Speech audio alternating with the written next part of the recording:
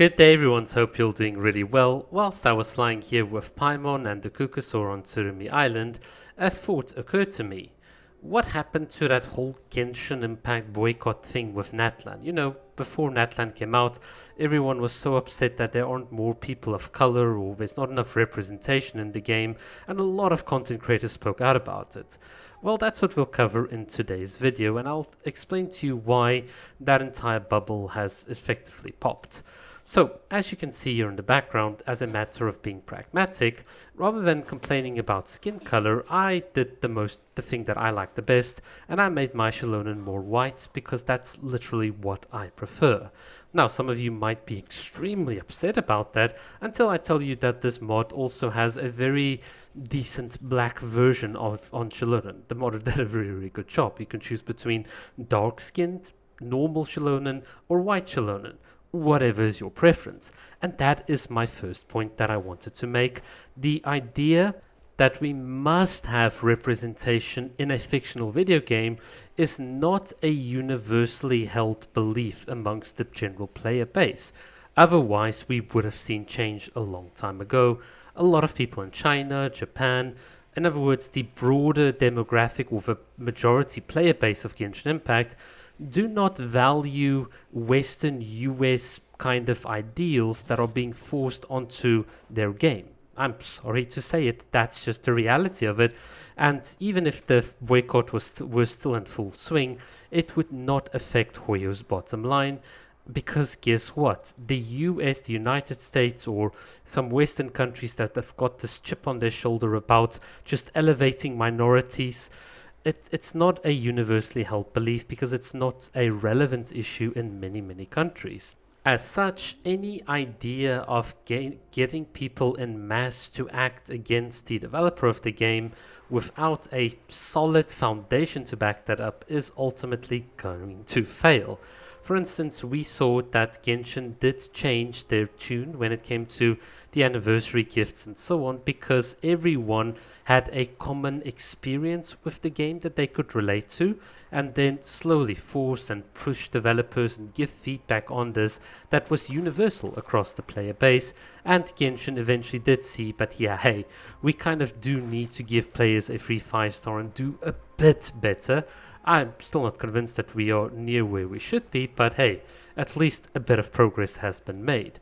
And that is the point. If you don't have a widely held universal belief amongst your player base, then having a foundation that's just about breaking down, about hate, about playing the victim card on social media and yelling loudly as possible that Genshin has done so much harm to minorities, it's just going to fall on deaf ears and be entirely pointless. And what's more, you're not going to have that basis to sustain a boycott for very long, which is exactly what we saw playing out.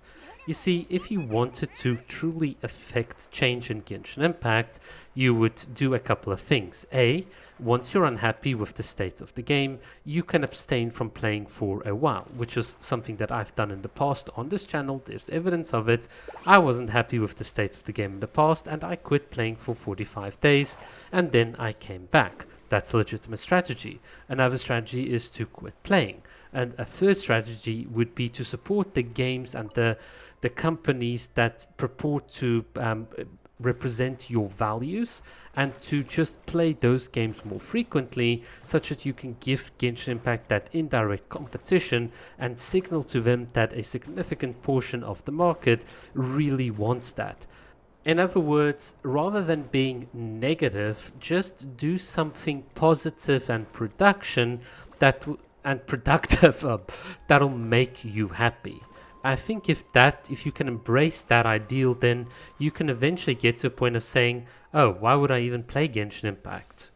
You see, that's kind of my way of thinking, the more pragmatic way.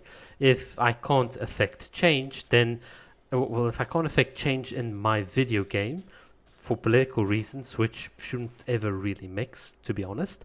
I'm going to take the pragmatic approach and do something about it in an indirect way. I can support or donate to some indie devs. I can donate to people of color that are trying their best to bring out an honest video game. I can support their development studios. There are so many ways that you can go about getting the goods for representation and standing up for it in a way that's not going to just be, I'm going to scream loudly until you do my bidding, if I can put it bluntly. So if you want to know why the Genshin Impact boycott failed, that's another reason. And then I think finally another big reason it failed was due to the hypocrisy of a lot of Genshin content creators. For instance, if you look at Companion Dish, the Genshin Scientist, Xiox, and some others, a lot of them were very quick to say that, oh, Genshin doesn't do representation and I feel the need, and they had this whole spiel that they gave on social media. And then what happened when some of the new cutscenes and trailers and all of these things dropped? Well, you could see some of the awkwardness, especially on Xiox and Companion Dish's faces, where Genshin delivered some cool cinematics, Capitano versus Mavuika fights, and you could see that bit of awkwardness and like, yeah, I need to kind of save face here and promote this thing, even though, I just, encouraged a lot of hate towards the very product or the game that's going to give me money or pay my bill. It's fun to see. It's fun to see the two-faced side of the content creators and how easily they caved. So if you wanted to know why the boycott failed, is because the so-called leaders in the community, people that are best positioned to influence a large player base of people, they caved and they eventually realized that, yeah, I can express my opinion, but this is not going to be the most commercially viable thing to do. And then this actually leads me into my final reason why I think the boycott failed, and that is that a lot of people saw it as a clumsy way of just cash grabbing. In other words, you get a certain consulting group to go to Hoyo to tell them what's wrong with their game and fix it for a modern audience, such that it will now do all the right things according to some arbitrary checklist. And a lot of people just think that, hey, that's kind of just a very scummy way of saying, I'm going to tell you what your problems are and I'm going to be the solution. I'm sorry, it's a trick as old as, I don't know, time itself, and people have wised up to it. Hence, this is why Hoyo decided, well, fuck you, we're not going to cave in. In fact, I don't even think Hoyo even acknowledged those people's existence, to be quite honest. But hey, this is what Hoyo's been doing. Rather than making people more upset, they'll just bring out more games like Honkai Star Rail, Zenless Zone Zero. So if you're like that fat idiot Tectone and you complain about Genshin Impact but you praise Zenless Zone Zero, Hoyo's got you by the balls, because that's exactly what they wanted to do. You can complain about their other games, as long as you just play a game of them, Hoyo still wins. So if you want to understand the psychology and the economics of all of this, hopefully I've laid that out to you, but fundamentally it's your time. The best you can do to affect change is, in my opinion, play with a mod, play with whatever skin colors you want.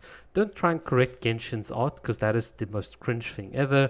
Don't listen to popular content creators because they flip-flop, and certainly don't listen to some of the loud mouths in the community, or ex-loud mouths in the community. I don't know how you want to put certain people, how you want to classify them, because ultimately this is your experience. If you like Genshin, you like your time that you've spent in the game, enjoy it. And the day that you feel like you've had enough, put it down, move over to something else. No one's going to blame you. But things like race and color and political topics coming into a video game, nobody asked for it. Literally, it's just something that people wanted to do because they got bored or very frustrated that they lost the 50-50 to Chi-Chi. My poor condolences to all of you. Alright, that's what I've got to say for today's video. Thank you so much for watching. It is a controversial video, but sometimes we gotta make those as well.